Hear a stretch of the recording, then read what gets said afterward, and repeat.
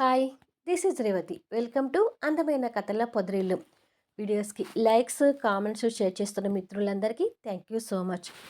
తొలి ముద్దు episode number 93. దోమలు తోలుకుంటూ ఆకలితో ఉన్న శృతి భోజనం పార్సిల్ చూడగానే ఆశగా ఓపెన్ చేస్తుంది. రోజు కాస్ట్లీ ఫుడ్ తినే శృతికి పచ్చడి మెతుకులు, ఏవో పులుసు కూరలు చూడగానే తన ఆశ నీరుగారిపోతుంది. ఆ భోజనం చూసి కోపం తెచ్చుకుంటూ భోజనం ఇచ్చిన లేడీ కానిస్టేబుల్ చూస్తూ, ఎలా కనపడుతున్నాను నీ కళ్ళకి? నేను ఇలాంటి ఫుడ్ తింటానని ఎలా అనుకున్నావు అని అడుగుతుంది. ఊచలు లెక్కబెట్టే వాళ్ళకి ఇలాంటి ఫుడ్డే పెడతారు. తింటే తిను, లేకపోతే పస్తులుండు. ఇవ్వడం మాత్రం మా బాధ్యత. తినడం తినకపోవడం నీ ఇష్టం అని చెప్తుంది. ఏయ్, నేను హీరోయిన్ అనే విషయాన్ని మర్చిపోయి మాట్లాడుతున్నావా అని అడుగుతుంది ఇంకా కోపంగా చూస్తూ. నేను పోలీసునని, ఇది పోలీస్ డిపార్ట్మెంట్ అని నువ్వు మర్చిపోయి మాట్లాడుతున్నావేమో చూసుకో. ముందు పోలీసులకి మర్యాద ఇవ్వడం నేర్చుకో అని అంటుంది కానిస్టేబుల్. ఇక్కడ బెదిరిస్తే పనులు సాగవని శృతికి అర్థమై, అది కాదు కానిస్టేబుల్, నేను ఇలాంటి ఫుడ్ ఎప్పుడూ తినలేదు. నేను హీరోయిన్ అని దృష్టిలో పెట్టుకొని కాస్త మంచి ఫుడ్ తెప్పించు అంటూ రిక్వెస్ట్ చేస్తుంది. బయట నిన్నెవరూ ఇప్పుడు హీరోయిన్గా చూడటం లేదు. అసలు నీ గురించి ఎంత నీచంగా మాట్లాడుకుంటున్నారో ఒక్కసారి సోషల్ మీడియాలో చూడు అని చెప్పి ఫోన్లో వీడియోని చూపిస్తుంటుంది. యశ్ అభిమానులు అంతా తన్ని దుమ్మెత్తి పోస్తూ తిడుతుంటారు. స్టార్ హీరో యశోధర్ పెళ్లిని ఆపాలని ఎంత దుర్మార్గానికి తెగించింది. సినిమా రాకముందే ఇది ఎంత గట్టికిరాలనేది తెలుస్తుంది. అసలు ఆ బరి తెగించిన దాన్ని జైల్లోనే ఉండనివ్వండి, బయటకి రానివ్వకండి అంటూ ఇష్టం వచ్చినట్టుగా పబ్లిక్ తాకుంటుంది. ఆ వీడియో చూస్తుంటే శృతికి ఇంకా ఇంకా అవమానంగా అనిపిస్తూ ఉంటుంది. కానిస్టేబుల్ ఫోన్ ఆఫ్ చేసి, ఇది బయట నీ బతుకు. ఇంకా నేను సెలబ్రిటీని, హీరోయిన్ అని చెప్పుకోవడం మానేయ్. ఇప్పుడు కూడా నువ్వు ఆ ఫుడ్ తినకపోతే బయట కుక్క ఉంది, వేస్తాను ఇవ్వు అంటూ పార్సిల్ అడుగుతుంది. అప్పటికే ఆకలితో చచ్చిపోతున్న శృతి చేతిలో ఉన్న పార్సిల్ని వెనక్కి పెట్టుకొని, నేనివ్వను అంటుంది. నీ ఇష్టం, తినకపోతే మాత్రం చెప్పు, కుక్కకు వేస్తాను అని చెప్పి కానిస్టేబుల్ వెళ్ళిపోతుంది. శృతి కష్టంగా ఓ మూలకి కూలబడి దోమలు కొట్టుకుంటూ ఆ భోజనం చూసి, ఒకప్పుడు యష్ ఫ్యామిలీతో యష్ ప్రేమను పంచుకుంటూ భోజనం చేయటం గుర్తు తెచ్చుకొని కష్టంగా ఒక్కొక్క ముద్ద తింటూ కడుపు నింపుకుంటుంది. ఇక్కడ యష్, దీక్ష ఆనందంగా అందరితో ముచ్చట్లు చెప్పుకుంటూ భోజనం చేస్తుంటారు. నా కోడలు ఇంటికి వచ్చాక నా ఆనందం ఇంతకు ఇంత పెరిగిపోతుంది యష్. ఇక నాకు ఏ బీపీ టాబ్లెట్స్ అవసరం లేదు అంటాడు ప్రతాప్ గారు. అసలు మనం అనుకున్నట్టుగా పెళ్ళి ప్రశాంతంగా జరిగి ఉంటే ఇంకా సంతోషించే వాళ్ళమండి. అనవసరంగా ఆ శృతి వచ్చి దీక్షని గాయపరిచి మన సంతోషాన్ని పాడు చేసింది అంటూ బాధపడుతుంది పద్దు. ఇప్పుడైనా ఏమైంది అత్తయ్య గారు? ఈ గాయం మరో 4 రోజుల్లో తగ్గిపోతుందిలేండి. మీరు బాధపడకండి అని అంటుంది దీక్ష భోజనం కలుపుతూ. యష్ దీక్ష ప్లేట్లోకి కర్రీ వేస్తూ, హాస్పిటల్లో భోజనం సరిగ్గా చేయలేదు దీక్ష. ఇప్పుడైనా సరిగ్గా తిను అంటూ కొసరి కొసరి వడ్డిస్తుంటాడు. యష్తో కలిసి భోజనం చేయటానికే ఒకప్పుడు అదృష్టంగా భావించిన దీక్ష ఇప్పుడు ఆ ఆనందాన్ని పొందుతూ, నీకు గుర్తుందా యష్, ఫస్ట్ టైం మనమిద్దరం కలిసి భోజనం చేయబోతుండగా నువ్వు నన్ను ఎలా అవాయిడ్ చేశావో అని అంటుంది. నువ్వు పెద్ద తింగర్ దానివి. నేనప్పుడు వద్దు అన్నాను కానీ నువ్వు నా మనసులో స్థానం సంపాదించుకొని నన్ను ప్రేమించడం మొదలుపెట్టిన తర్వాత నాకు తోడుగా వచ్చి భోజనం చేస్తావేమోనని నేను ఎన్నిసార్లు ఎదురు చూసుంటానో తెలుసా అని అడుగుతాడు. దీక్ష ఆశ్చర్యపోతూ, నిజమా అని అంటుంది. సందీప్ నవ్వుతూ, నిజమే అయ్యుంటుందక్క. అసలు మా పాప బర్త్డే ఫంక్షన్ కూడా నువ్వు వస్తేనే ఫంక్షన్ జరగాలి, లేకపోతే లేదు అని చెప్పి ఎంత మొండికేశాడో తెలుసా మీ హీరో అని అంటాడు.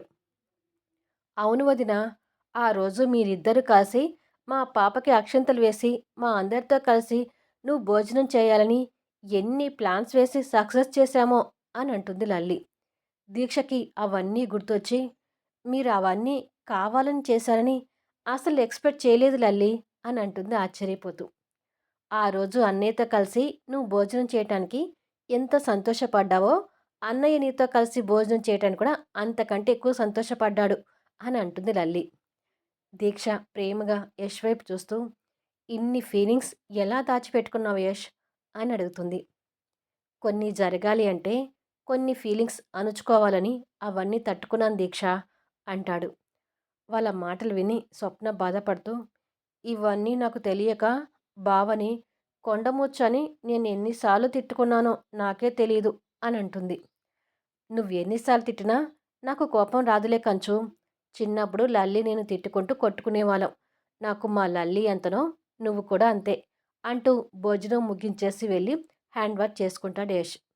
సారీ బావగారు, ఇక నుంచి నేను మిమ్మల్ని కొండముచ్చు అని పిలవనులే అని అంటుంది. యష్ తన దగ్గరకొచ్చి చిన్నగా తన తల మీద కొట్టి, నువ్వు పిలిచినా నేను పట్టించుకోనని చెప్పాను కదా కంచు అని. రేపు మార్నింగ్ శరత్ వచ్చి నిన్ను కాలేజ్ దగ్గర డ్రాప్ చేస్తాడు. రెడీ అయి ఉండు అంటాడు. సరే బావగారు అంటుంది. దీక్ష కూడా భోజనం ముగించేసరికి తనని రూమ్లోకి తీసుకొచ్చి టాబ్లెట్స్ వాటర్ బాటిల్ అందించి, ఈ టాబ్లెట్స్ వేసుకో దీక్ష అంటాడు. దీక్ష వాటిని తీసుకొని వేసుకుంటూ ఉంటే యష్ తను పడుకోవటానికి పిల్లోస్ సెట్ చేస్తుంటాడు. దీక్ష టాబ్లెట్స్ వేసుకొని, నన్ను స్వప్న రూమ్లోకి తీసుకువెళ్లాల్సింది యష్ అని అంటుంది. ఎందుకు? శోభనం కాకముందే నేను తొందరపడతానేమోనని నీ భయమా అని అడుగుతాడు నవ్వుతూ. నా హీరో తొందరపడేవాడే అయితే ఇప్పుడు నీ ఎదురుగా నేను ఉండేదాన్నే కాదు అంటుంది నవ్వుతూ. మరి ఇంకేంటి నీ ప్రాబ్లం అంటూ బెడ్ సర్దిపెట్టి తన వైపు చూస్తాడు. నా వల్ల నువ్వేమైనా ఇబ్బంది పడతావేమోనని నా ప్రాబ్లం. మధ్య మధ్యలో నేను వాష్రూమ్కి వెళ్ళాల్సి వస్తే నేను డిస్టర్బ్ చేయాల్సి వస్తుంది కదా అని అంటుంది. అదే వద్దన్నాను. నా పెళ్ళానికి నేను సహాయం చేయడంలో నాకు ఎలాంటి ఇబ్బంది, డిస్టర్బెన్స్ ఉండదని చెప్పాను కదా! నువ్వు ఎప్పుడు వాష్‌రూమ్‌లోకి వెళ్ళాలన్నా నన్ను లేపు అంటూ నిదానంగా తనని ఎత్తుకొని బెడ్ మీద పడుకోబెట్టి, గాయమైన తన కాలు పట్టుకొని దిండు మీదకి సపోర్ట్‌గా పెడతాడు.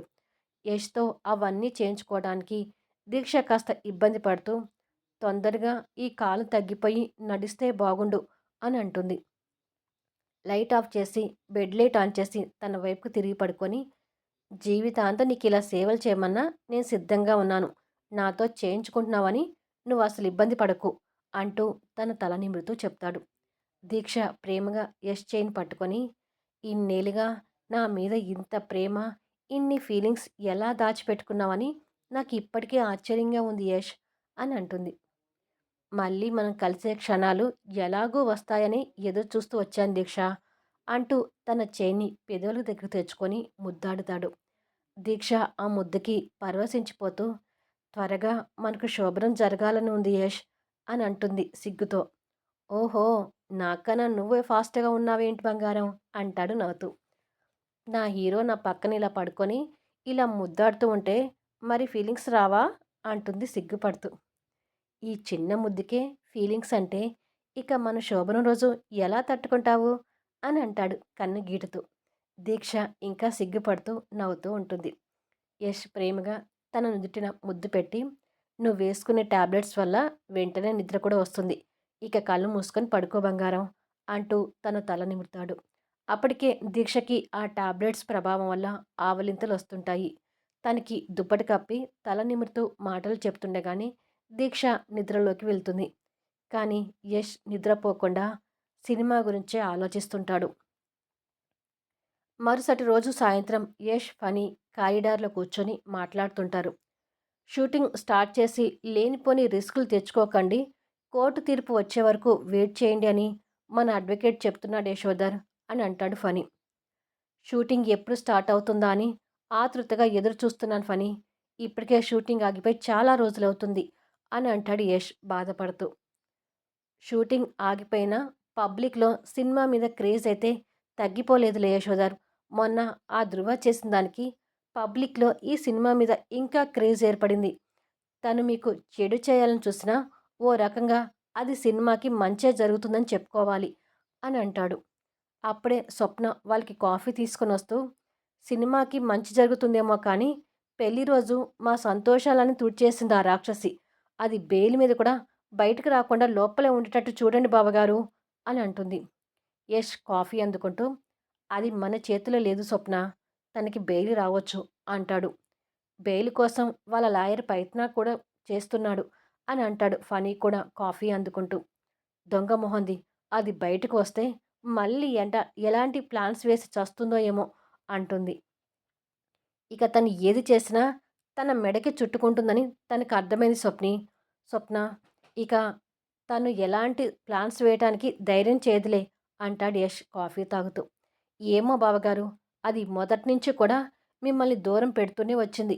ఆ ఊసరవెల్ని అంత ఈజీగా నమ్మకూడదు అంటుంది. అది కూడా కరెక్టే.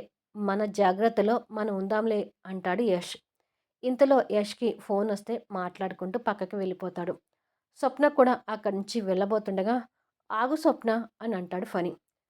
"ఏంటి?" అంటుంది కాస్త కోపంగా చూస్తూ. ఫణి దగ్గరికొచ్చి, "అబ్బా! అంత కోపంగా చూడాలా?" అంటాడు కాస్త నీరసించిపోతూ. "నా చూపు నా ఇష్టం. నేనంతే చూస్తాను. నన్నెందుకు ఆగమన్నావో చెప్పు" అంటుంది. "నువ్విక్కడ ఉన్నన్ని రోజులు నిన్ను కాలేజీ దగ్గర డ్రాప్ చేసి తీసుకురానా?" అని అడుగుతాడు. "నన్ను కాలేజీకి తీసుకెళ్ళడానికి మా శరత్ అన్న ఉన్నాడు. తమరి హెల్ప్ నాకేం అవసరం లేదు" అని అంటుంది. ఫణి కాస్త నిరాశపడుతూ, "సరే నీ ఇష్టం. మరి నీ డిగ్రీ కూడా అయిపోతుంది కదా! తర్వాత ఏం చేయాలని చూస్తున్నావు?" అని అడుగుతాడు. "నా ఇష్టం. నేనేమైనా చేస్తాను. అన్నీ మీకు చెప్పాలా?" అని కాస్త కోపంగా కసిరించి వెళ్ళిపోతుంది. ఉఫ్! ఉండి ఉండి ఇలాంటి కోపిష్టి కంచుని ఇష్టపడ్డానేంటి నేను అని అనుకుంటాడు. ఇలా 4 రోజుల తర్వాత డాక్టర్ ఇంటికి వచ్చి దీక్ష కాలు కట్టును విప్పుతుంటాడు. కుటుంబ సభ్యులతో సహా యష్ తన పక్కనే కూర్చొని అదంతా చూస్తుంటాడు. డాక్టర్ వస్తున్నాడని తెలిసి జానకి గారు, రామూర్తి గారు, చందు కూడా వాళ్ళ ఇంటికి చేరుకుంటారు. డాక్టర్ కట్టు విప్పి తనని పట్టుకొని చిన్నగా నడిపించండి యశోధర్ గారు అని అంటాడు. అలాగే డాక్టర్ అని లే దీక్ష అని చెప్పి తన్ని పట్టుకొని లేపి నిదానంగా అడుగులు వేయిస్తుంటాడు. ముందు కాస్త నొప్పిగా ఉంటుందమ్మా. కొద్దిసేపు నడిస్తే కానీ నొప్పి తగ్గిపోతుంది అని అంటాడు డాక్టర్. అన్నట్టుగానే దీక్షకి అడుగు తీసి అడుగు వేయటానికి నొప్పిగా అనిపిస్తూ ఉంటుంది. తన బాధను చూసి యష్ కూడా బాధపడుతూ కాస్త ఓర్చుకోరా అంటూ తన్ని పట్టుకొని నిదానంగా నడిపిస్తుంటాడు. కొద్దిసేపటికి దీక్షకి నొప్పులు తగ్గి మామూలుగా నడుస్తుంటుంది. అది చూసి అందరూ సంతోషపడుతుంటారు. ఇక మేము రిసెప్షన్ ఫంక్షన్ జరిపించుకోవచ్చా కదా డాక్టర్? తన కాలికి ఎలాంటి ఇబ్బంది ఉండదు కదా అని అడుగుతాడు ప్రతాప్ గారు. ఇక ఏ ఇబ్బంది ఉండదండి. ఫంక్షన్ జరిపించుకోవచ్చు అని చెప్తాడు. అది విని అందరూ సంతోషపడుతుంటారు. మరుసటి రోజుకి రిసెప్షన్‌కి గ్రాండ్‌గా ఏర్పాట్లు జరుగుతుంటాయి. ఈ వీడియో మీద మీ అభిప్రాయాలు తెలుపుతూ కామెంట్స్ ఇవ్వండి. అలాగే లైక్స్ ఇవ్వండి. మళ్ళీ నెక్స్ట్ ఎపిసోడ్‌లో కలుద్దాము.